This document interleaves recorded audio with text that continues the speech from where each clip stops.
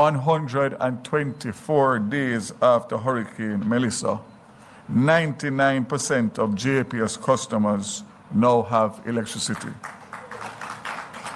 Approximately 681,000 of 690,000 customers are back in supply. At the end of February, a clear public commitment was made that fewer than 10,000 customers would remain without electricity.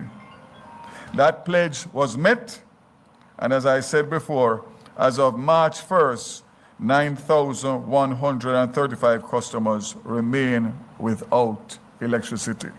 So let's put that in perspective.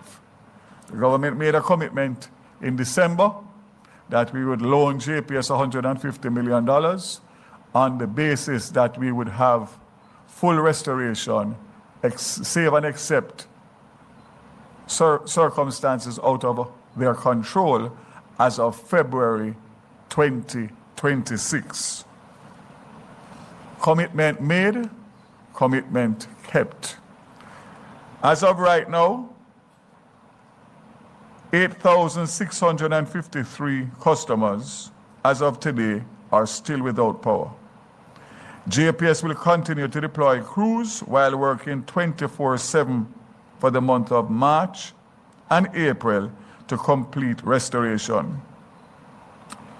These customers are primarily in Westmoreland, St. Elizabeth, which sustained catastrophic damage where Melissa made landfall.